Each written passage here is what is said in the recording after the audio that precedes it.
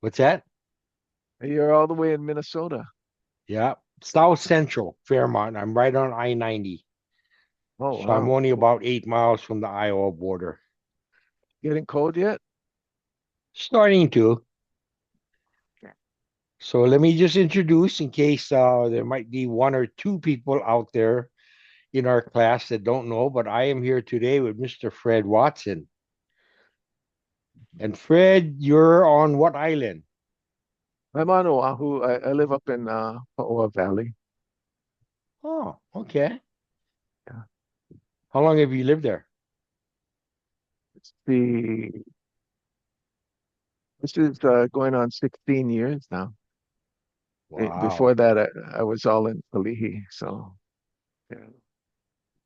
Okay. Well, we always like to get a good starting point, start at the beginning. Makes sense. But what grade did you start at Kamehameha? I came in on the ninth grade. I came straight out of Kalakaua Intermediate and right into ninth grade at Kamehameha. So, It surprises me when I was in school, I didn't realize quite how many people started in ninth grade because I started in seventh. And, I guess I didn't run into all the brand new faces in ninth grade that quickly, but I thought it was like five or six, but there's been quite a few I've talked to that all started ninth grade. yeah, yeah. Well, I mean, it was all new to me, but yeah, for those of you who were there already, I can't imagine. Yeah. So you grew up in the general Kalihi area? Yeah, yeah. Actually, I kind of bounced around. I'm a single parent. My mom raised me, and no sibling. So I lived, in different with different uncles from time to time, but we finally settled in Ulihi area during my sixth grade year. Now, either you lived there or you had some connection there, but the Alevo Heights area, was that somewhere you lived or No, no. I mean, I know Level Heights, but uh, our house was right across from the bus terminal next to the elementary school over there. So, okay, wow. and I still miss the morning bus from time to time. So, Hey, it, yeah, it's yeah, possible. I drive a school bus now, so I know what it's like. I mean, kids have like a 716 pickup. I pull up at 719, 720, and I still gotta wait for them. So okay, okay, they only get so much time. yeah. So, can you hear that dog barking? The Amazon guy just pulled up, so Oh, it's barking at the dog. that's your home security, huh? Well, that's my neighbor's home security, but we get the benefits. So, Awesome. So you started in ninth grade. We get to our senior year. In the yeah. near future, we see graduation coming up. Do you already have a plan in mind? Or like you're thinking college, or exactly what you're going to do? What was your next step after you graduated? I had no idea. I mean, my parents, my mom, and one of my uncles were really supportive of me, but um, you know, in their generation, as long as we got through high school, that was fine. Yeah. So, so I had no idea. Um, and so by default, I just enrolled at UH. You Okay. And how know, long did you attend UH? one semester. Just to get a taste, right? Just to get a taste. Yeah, the school was not, I figured out pretty quick that it wasn't, for me at the time, it wasn't good. I did really well in math, but everything else I was pretty much failing. So I stepped out and I, I really enjoyed music. And so I became a musician and I traveled around. Sorry, I joined the band and we went around the islands, that kind of thing. So, that kept me busy for a little bit. Oh, okay. What instrument did you play?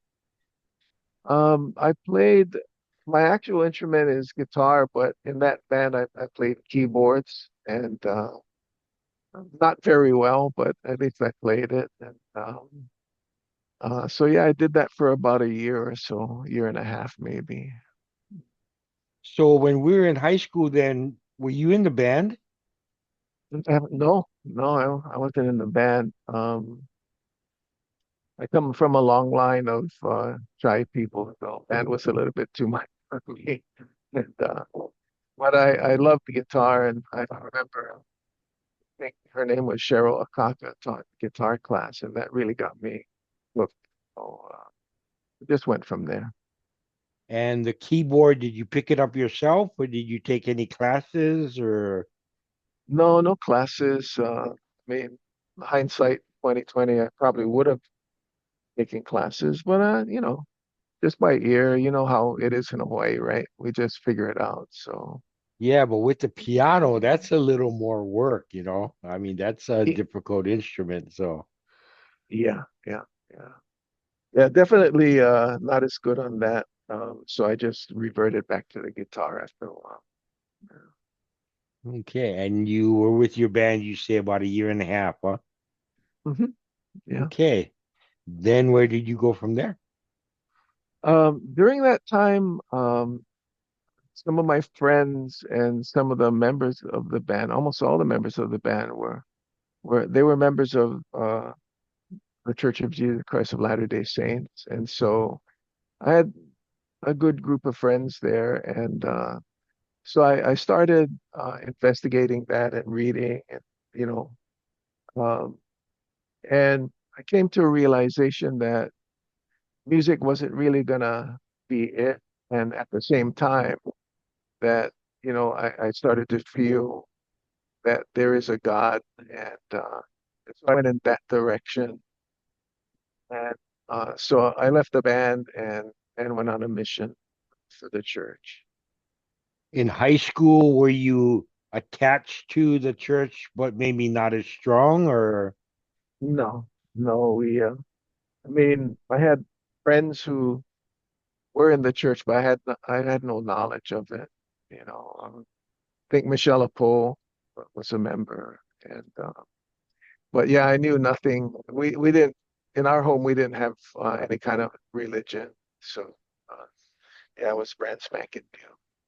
well, that particular religion, we've got a really heavy population in our class, which surprised me. I didn't realize, but as I talked to more and more people, Jeff Noah, I think Philip Swain said, there was there's just a large number. It surprised me, kind of like when I found out how many people started in ninth grade. I was a little stunned and shocked, but hey, Yeah, well, great, you know. I I was enjoying doing the music thing, but I also realized it wasn't really a long term.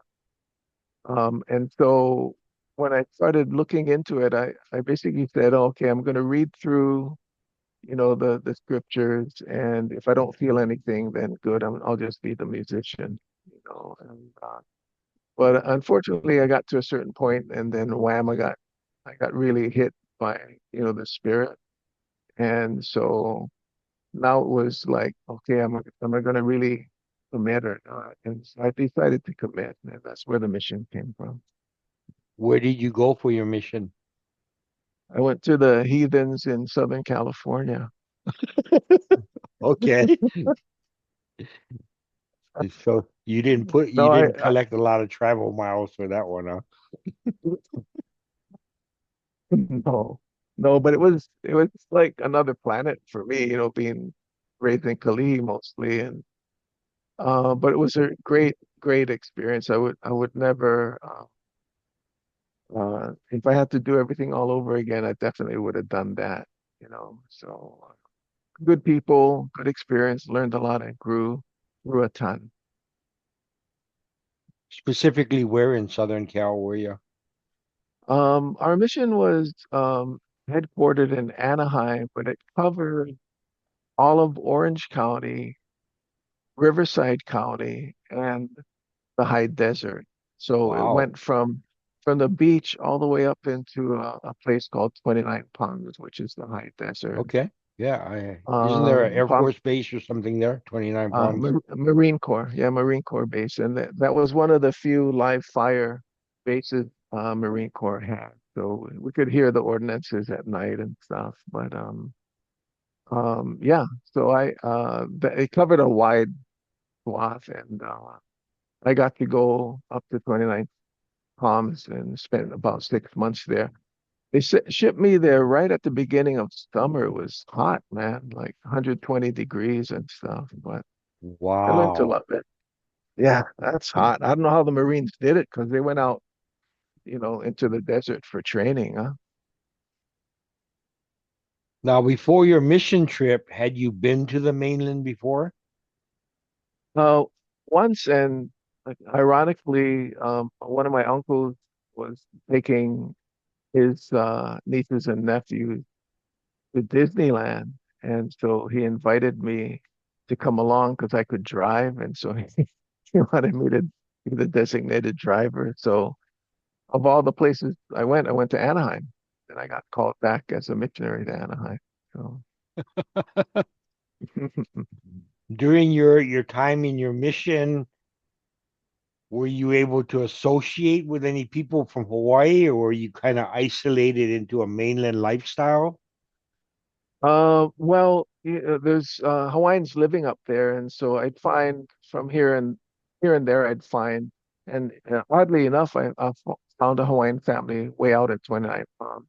He was a Marine, and they became lifelong friends, but it was so awesome because you get the good food, Hawaiian food and stuff. And down in the city, whenever Hawaiians I would find Hawaiians, they'd kind of adopt me. So it was really nice. And I'll tell you a quick story, but I had a companion from Idaho, and he used to always bug me like, hey, if I ever meet a Hawaiian girl, what should I say to her in her native language, And I was like, oh, this guy. Um, we're not supposed to be thinking about girls on our mission. We're supposed to be working. And so finally one day I said, oh, if you ever meet a Hawaiian girl, just tell her that she's so momona and her perfume is hauna.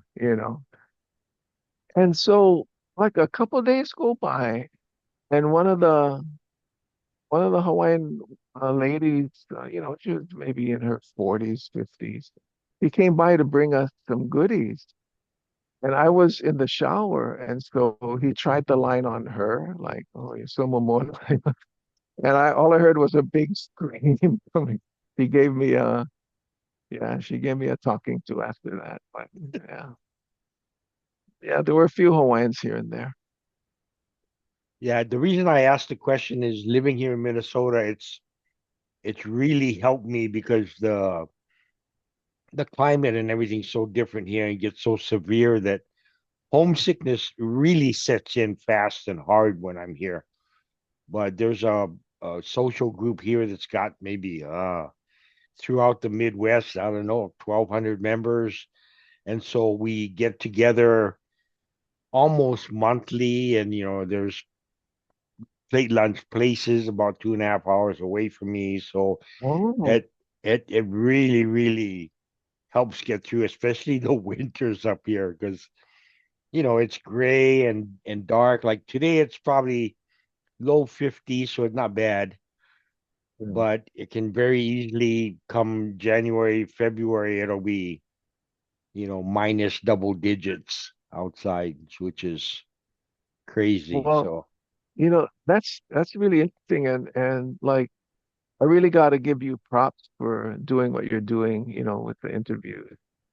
Um, Kermit, I mean, it's awesome, because we haven't seen our class members for what, 50 years, maybe a little less, but I really appreciate what you're doing. And what I discovered is the further away I got from Hawaii, the stronger the feeling was. So I'm glad you got a group up there. That's great. now I didn't. Um, maybe I was in the wrong place at the wrong time, but did you make it to our reunion in June? I went to the night one, up at the tea house. Okay. But once the disco ball started spinning, I took off. So Okay, not, I good, don't, good. I mean, it's not like I'm against that, but hard to hear people when you speak, when the music's Yeah. going. But yeah, if it wasn't for Jeff Noah, I wouldn't have gone. I'm kind of bashful in that sense. So I was happy he came to my house and then we went up together. Okay. So you guys have kind of stayed in contact for all these years. Yeah, yeah. I think Jeff told the story of us meeting up in the missionary training center and couldn't believe that we saw each other there of all places. I'd never think see him there, and he certainly didn't think he'd see me there. But ever since then, like in college, we were roommates, well, in the same house. And whenever I traveled and I got into Seattle, I'd pop in and say hi and spend time with them. So over the years, we've kept really close. Yeah. Well, it's we've got a ton of fantastic personalities, but Jeff is definitely one of the ones in our class that has Yeah, really helped to keep us so cohesive. yeah, you and him and a few others, absolutely. I originally got this idea because I was with the social group that I'm in of the displaced Hawaii people living in the Midwest. Again, Yeah. because everybody was so separated, we'd see their presence online on our Hui page, but Oh nobody yeah, gets to meet each other. So I was running yeah. things a lot like this then, and then I just thought, you know, our class is it's the same thing. We took off in so Mhm. many different directions after graduation. I've seen, I think, a good number, but still there was so many in our class that this past June when I attended, I had really not seen them since graduation. So Absolutely. No, I mean what you're doing is so awesome, and it's not just for us, but it's recorded. So for the Mo'opuna, whoever is doing research, I mean, to have this snippet of information about one of their Puna, is going to be valuable for them. So good on you, Kermit. yeah, within the last decade, I saw there's a commercial product out that involves some recording and some documentation that you can use to talk to the older generation and just collect data. And Yeah.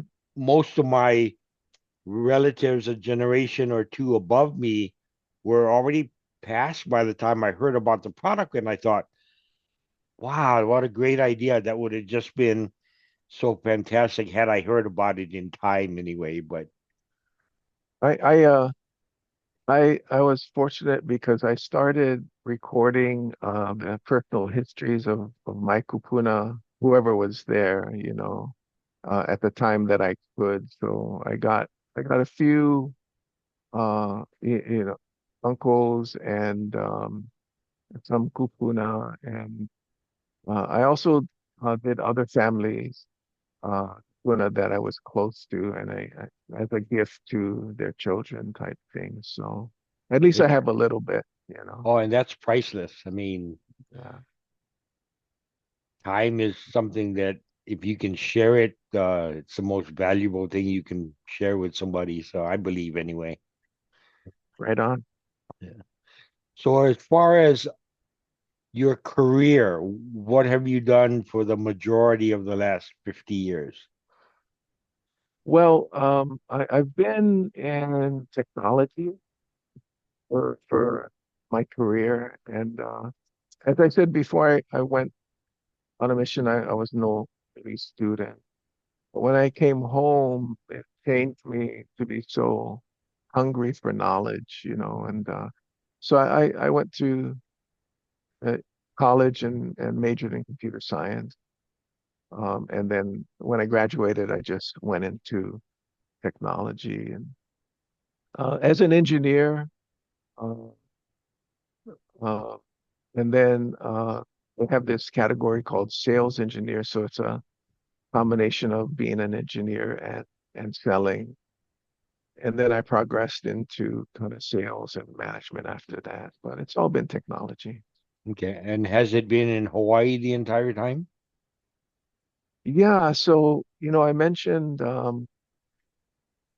that single parent, my mom raised me and only child.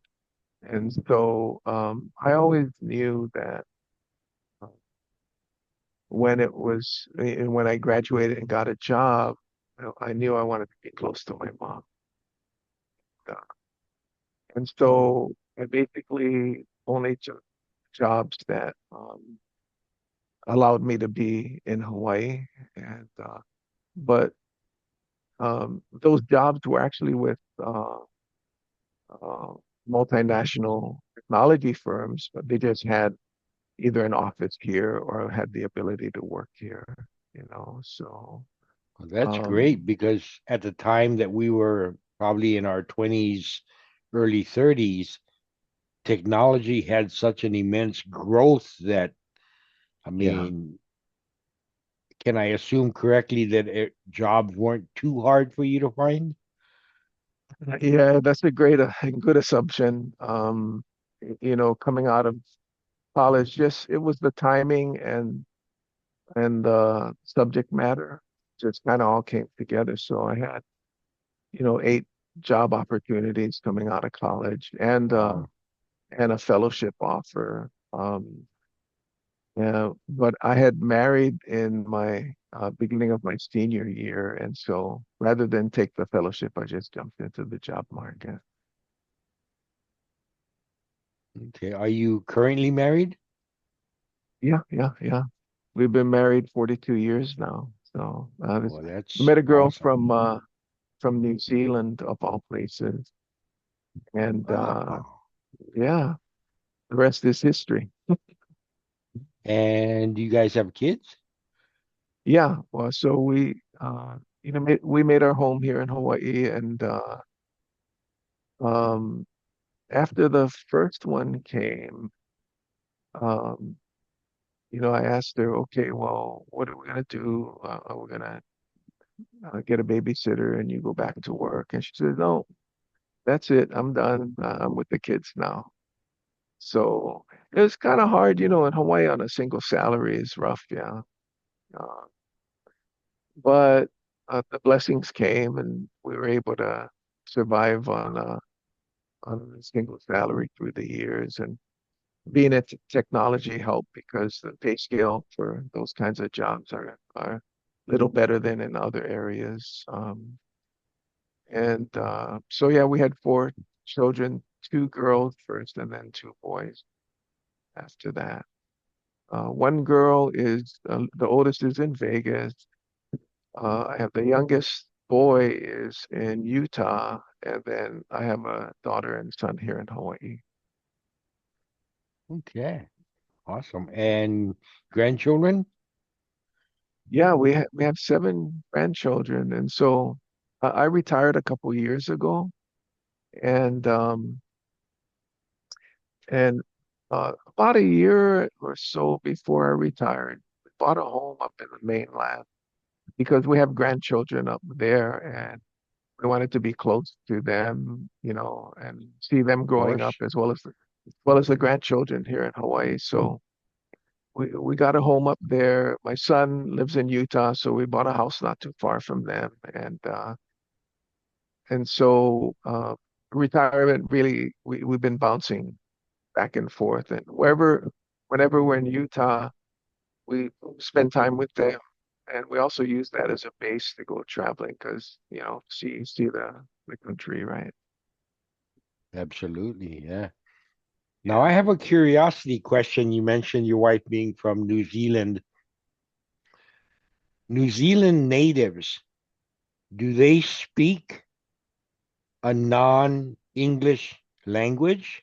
or Yeah, absolutely. It's the natives are called Maori, and they speak Maori. That's what they call their language is Maori. And the New Zealand's are admirable in that uh, they kept the language and the culture going, and the history. If you ever meet a Maori, no matter where they are, they know where their family roots come from, what tribe of the seven tribes, and they're way more progressive from a Polynesian standpoint in terms of the culture and the language. And so in Hawaii, many people know about Punana Leo. That's a Hawaiian immersion school. Uh, well, Punana Leo is based on the Maoris practice called Kohangareo, language nest. And so yeah, they have you go to New Zealand, they have television stations that are all in Maori. They have soap operas in Maori. You know, they have performances, a large cultural groups, and so very admirable. You know, they kept more of their culture than I would say other Polynesians did. it it's amazing. As I always look back, I regret not having dug a little deeper and taken advantage of my high school education. But you know, uh, very ignorantly, when I hear Australian or New Zealand, I just think of blonde-haired, blue-eyed surfers. I don't think of a culture. I don't think of, but I knew they had one. I mean, I just didn't know. So it's interesting to hear that they have a language. Now, was that by chance your wife's first language before English? No, no, her dad was a mix, Maori and Caucasian mix. And it was kind of like in Hawaii, you know, there was a couple generations where it was frowned upon speaking your native language. And so Oh, okay. his, her dad, as well as my mom, you know, what mom used to tell me was they used to get scolded in school for speaking the language. And my grandmother spoke, but I think a lot of us in our generation missed the boat in terms of connecting to that, you know. So uh, he was part Maori, but her mom is pure howling, you know. Oh, So okay. they were raised in that tradition. Yeah. Wow, 42 years, brother. That's admirable Yeah. in today's world. It is. I mean, it's amazing. So, That, I mean, I wouldn't have it any other way. You know, it's been oh, absolutely. amazing. Yeah. I mean, when you have a relationship that has that strength to last like that, I mean, it gives so much meaning to a person's life, in my opinion, that it's like your foundation. When you Yeah. wake up in the morning, you have purpose and a plan and Yeah. Yeah. It, you know, it's a great time because I'm not working anymore. And so we have time, you know. Um, but it's also a little scary, you know, you get so close. And we just had my mother-in-law pass away in January this year. So we were down there with her for a while, and then she passed away in New Zealand. And so, you know, we're at the stage where we see those things happening, and uh, it's kind of hard to consider not being with that your spouse at some stage, but this is life, right? oh yeah, Yeah. there there are lessons, and some are obviously harder than others. I remember being very emotional when Doug Panee put on that little video memorial for the classmates that we've lost so far. and a lot of them I had not realized had passed away. So it was I knew I had been out of touch with them, but so when you it for me it helps me count blessings. Well, that's a great attitude. Yeah, Doug did a great job on that. Really good job. And he and I had connected before that, and so uh, he knew I was in technology. So he'd send me all the pictures and say, "Hey, can you get AI to make it look better?" So I got a sneak preview, which was awesome. I helped him a little bit. Awesome. So hearing you say that you have had involvement, do you have a personal opinion of the benefits to mankind of AI? I don't know anything about it, so I stupidly think that it's going to generate robots and they're going to make us slaves and take over the world. But. Well, no, no, I mean that's not a bad insight. I spent my whole career in technology, and um, technology is a tool. How you use the technology is the key, right? And the danger with AI is it's unlike any technology that we've known. And you look at the deep fake stuff, right? People can impersonate other people. Um, and so uh, there's factions that are like, no, just let it go because, it's good for everybody, the more it knows. And there's other factions that are saying, no, you got to put guardrails on this thing so that it doesn't overstep boundaries. And having lived in technology for all this time, I'm more with the boundary people. I think that if you look at the generations today, the younger generations today, and I don't want to sound like an old guy, but the phone has been a curse in a certain way because all of the things we experienced when we were growing up, like going out, doing things, learning, growing, um, the the the cell phone technology has made it too easy to just stay at home and excite your brain without having to go out and push a little bit.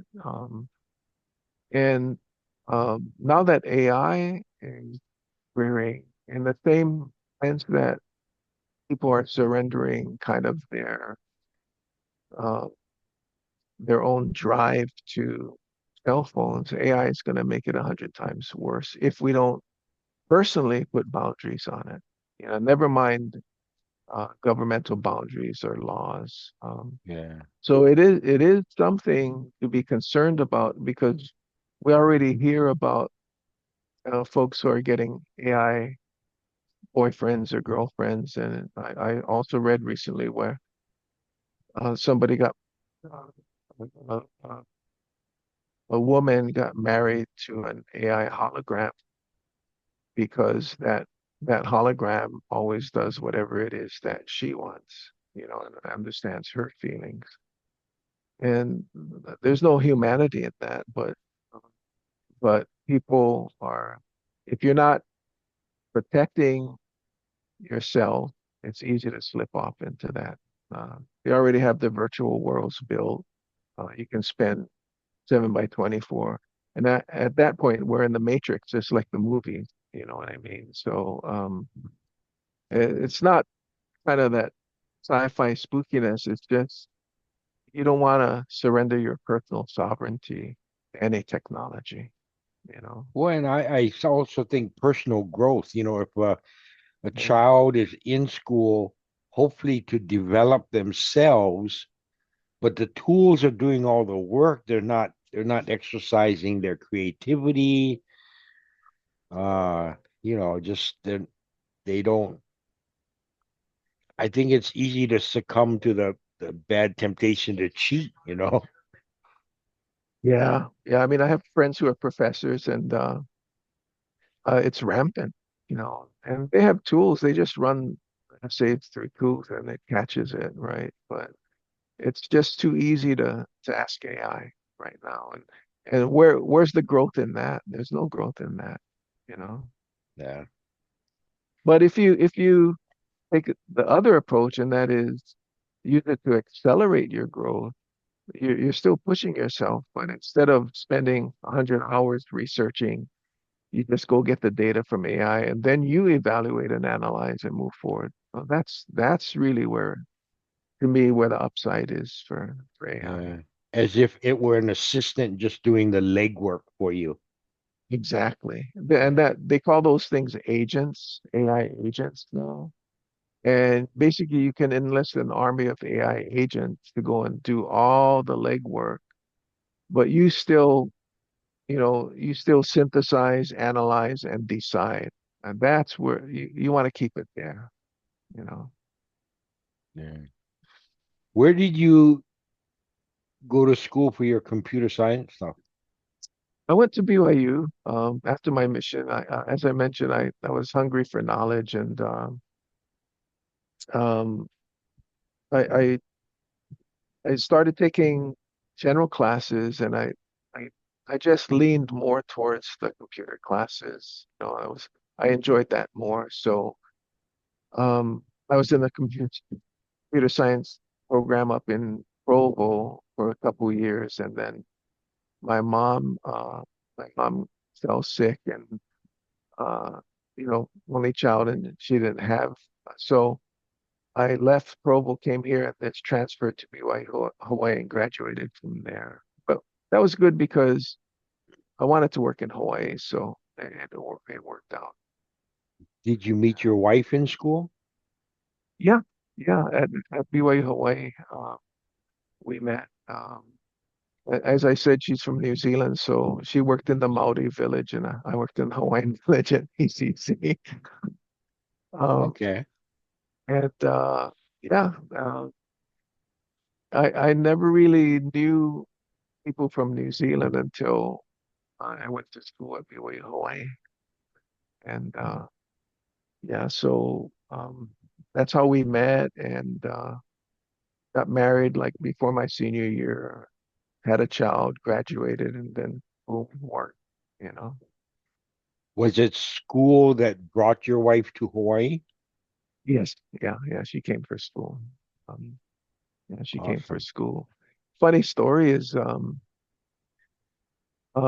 I was here, but she was in New Zealand. I didn't know who she was, and I had gotten kind of close to another New Zealand girl, but I thought to myself, I just want to be friends. And so I went over to her place and I just kind of said, hey, why don't we just be friends? And right at that moment, the girl started crying and the door opened. It was my future wife walking in the door to surprise her friend that I was kind of breaking up with. So from from that moment on, I was persona non grata to my wife. She couldn't stand me, you know. Um, um, and somehow in all of that, we got married. So I guess if they're meant to be sometimes, right? I mean, whatever path, whatever yeah, goofy, crooked path takes you there. yeah, yeah. That is a wild coincidence, Fred. I mean, that's almost one of those that you could probably televise and and sell to somebody. Well, so I'd never been to New Zealand, so after we got married, we went. I went home with her, and I just fell in love with. Have you been to New Zealand? Or? Yeah, but for like I took a summer and there was a leader, a adult leader that took me and we went to Australia. We landed on the West Coast, bought an old 68 bug, I think it was, and drove it down around the south border up around to Sydney Sydney. and then from on the way back out to Hawaii, We did Yeah. New Zealand, Fiji, Oh my goodness. Oh, and I wanna. But I mean, I was 11 or something, and I just the oh, me okay. and at 68 now, the memories are Oh not yeah, as yeah. clear as they were. But I Oh, remember well, it what a being, trip. yeah, it was educational. It was, Mhm. because on the way driving, we would stop and camp. We didn't stay in motels or hotels. Oh, okay. So, Gotcha. get awakened by a herd or whatever you call them, kangaroo crashing through the brush past a tent. And it was very hands on. Got to see Ayers Rock, which I thought was amazing. And just Cool. the culture and the food and, just I guess I didn't pay attention to the details of the culture I was being immersed in when I was there. I do remember Fiji being humid, uncomfortably humid when we went there, but it was a neat trip and one of the highlights of my life. So, but I bet we were not in New Zealand more than 4 or 5 days, I think. Yeah, well, I fell in love with the country. In fact, I wanted to tear up my ticket and just stay there, but you know, be just beautiful, beautiful country. When you get out of the city and you just get out fresh, clean, green. Um,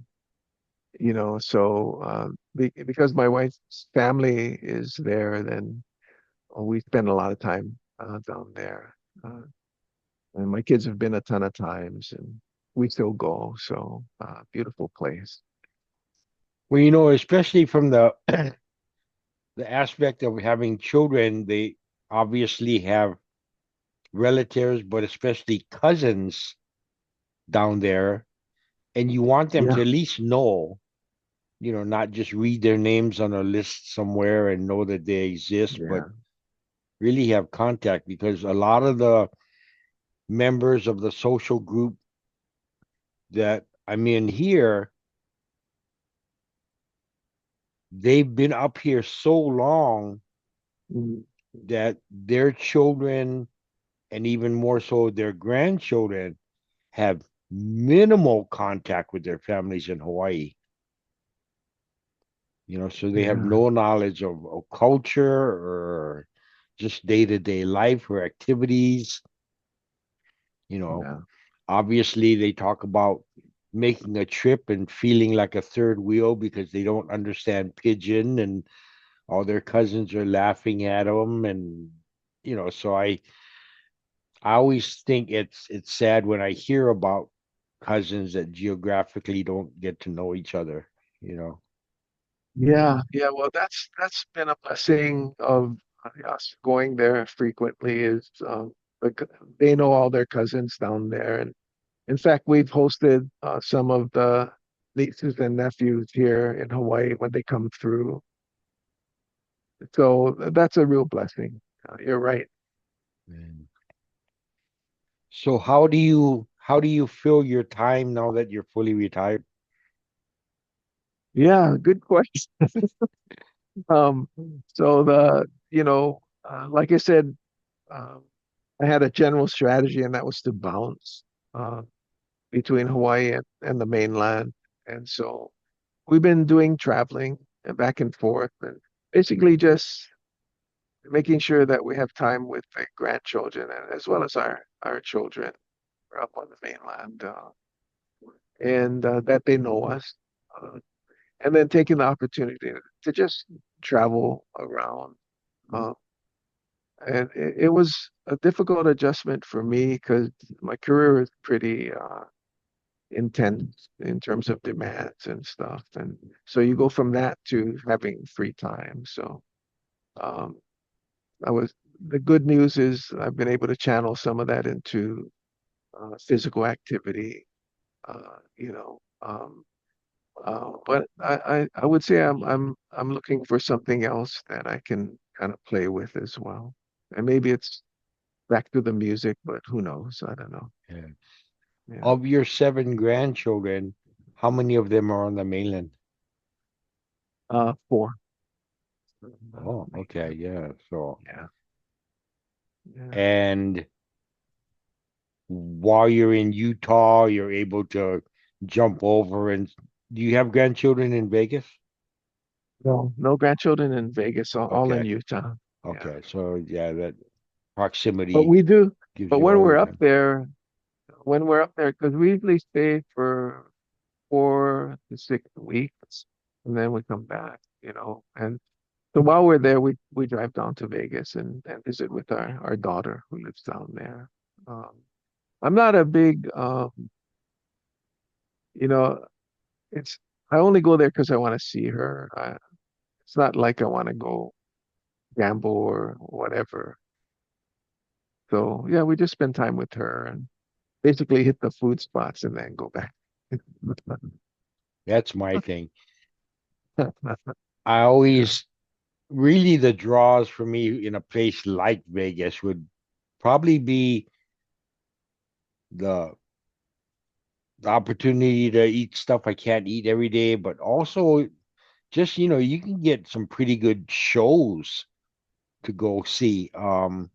I Yeah, marvel when I see on TV I think it's called Cirque du Soleil, where they yeah, do the yeah. acrobatics and just beautiful uh, stage settings, and it's like, holy moly, what the human body's capable of doing with some training, Um, it's amazing. One of the highlights for us was, I mean, we've been to du Soleil in Vegas, but one of the highlights for my wife and I was that we we're, we went to Paris and because they have a strong gymnastic culture from a performance standpoint, and we went to it was a private event, but the Cirque du Soleil performers were there, and it's amazing when you're in an audience, kind of looking at it, and it's maybe 50 to 100 feet away from you.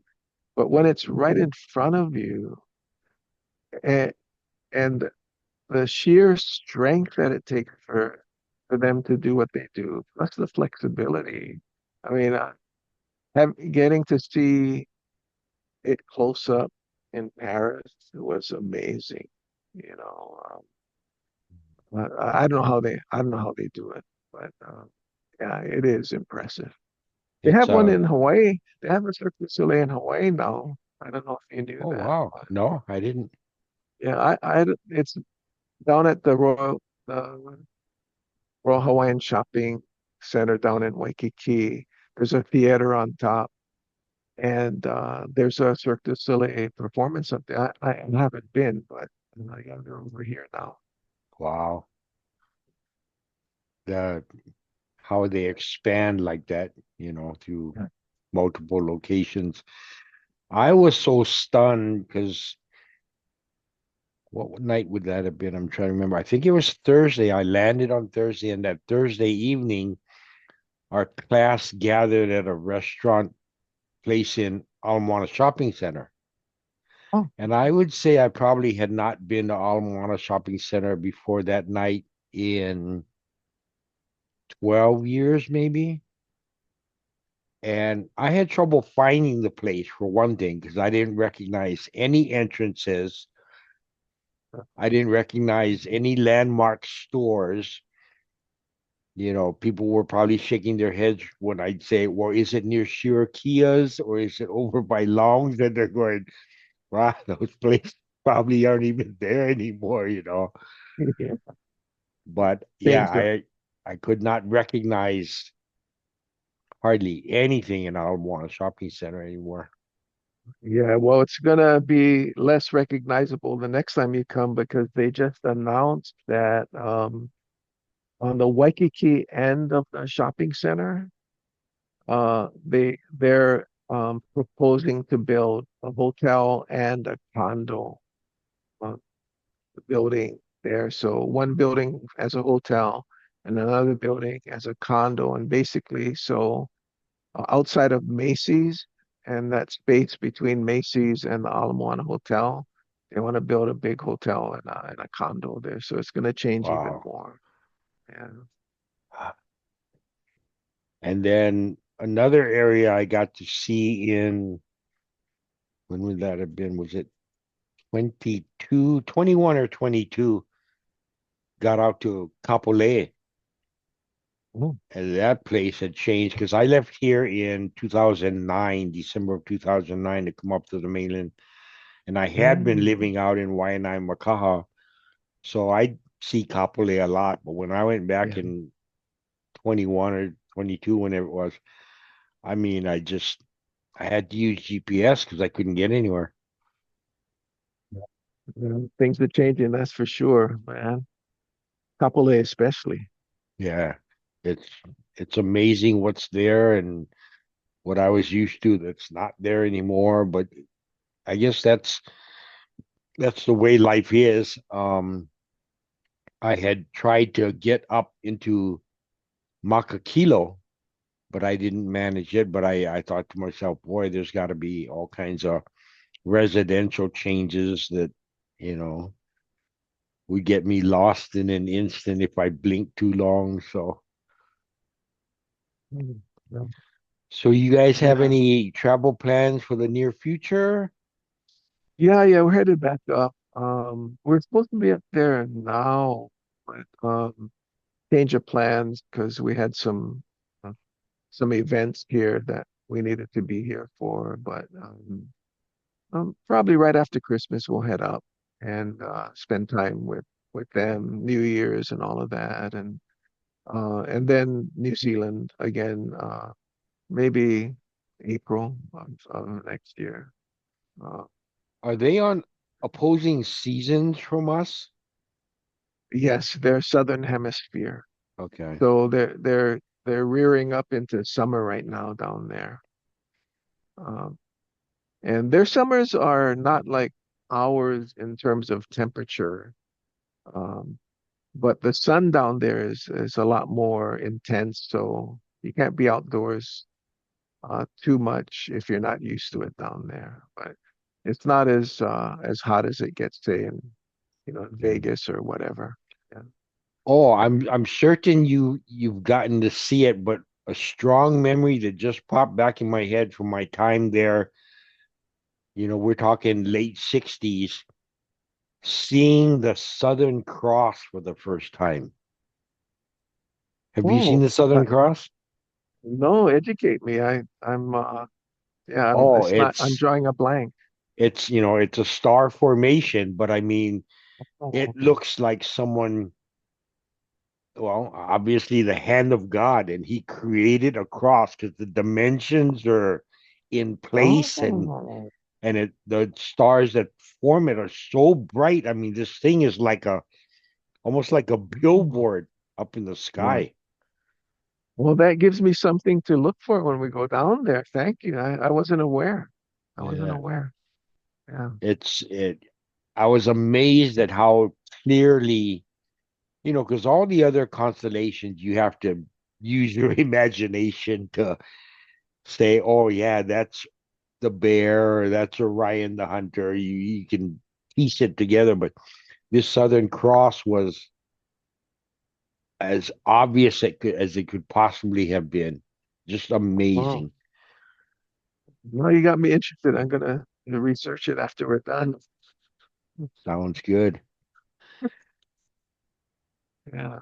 Well, Fred, thanks so much for taking the time to visit with me, man. Catching up with what you've been doing has been so interesting, and hearing about your life now and your potential for doing things you want to do as opposed to having to go to work and miss a lot along the way. So Yeah. Yeah. Well, uh, as I mentioned when we were communicating, I'm more on the shy side, and so um, when you reached out, I my initial reaction is, "Oh no, thank you."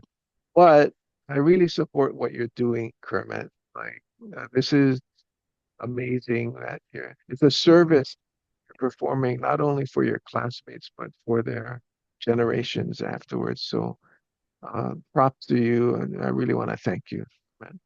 you're welcome. Best of luck. Happy holidays.